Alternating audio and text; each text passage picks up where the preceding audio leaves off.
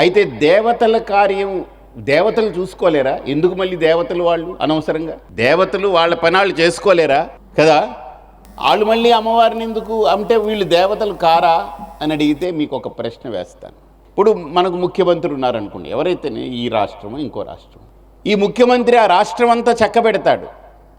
కానీ కొన్ని సందర్భాల్లో ఏదైనా సంకట పరిస్థితి వచ్చి ఆయన చేయి దాటిపోతే ఆయన ఎక్కడికి వెళ్తాడు?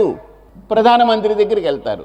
మనం అడిగితే ఏమయ్యా మీ పెద్ద మనిషి మీకు ఓట్లేసి గెలిపిస్తే నువ్వు చక్కబెట్టుకోలేను, నువ్వు అక్కడికి వెళ్తే మేము ఓట్లేదో ఆయనకే వేసుకుంటాం కదా, నీకెందుకు వేయాలని అడిగామనుకోండి, ఇది సమంజసం కాదు.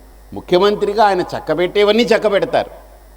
ఆయన చేతులు దాటిపోతే, ఆయన చేతుల్లో లేకపోతే, ఆయన నిస్సహాయుడైతే, చేతగానిది ఏదైనా జరిగితే అప్పుడు తనకంటే ఇంకా శక్తివంతమైనటువంటి దాన్ని తను ఆశ్రయించాలి.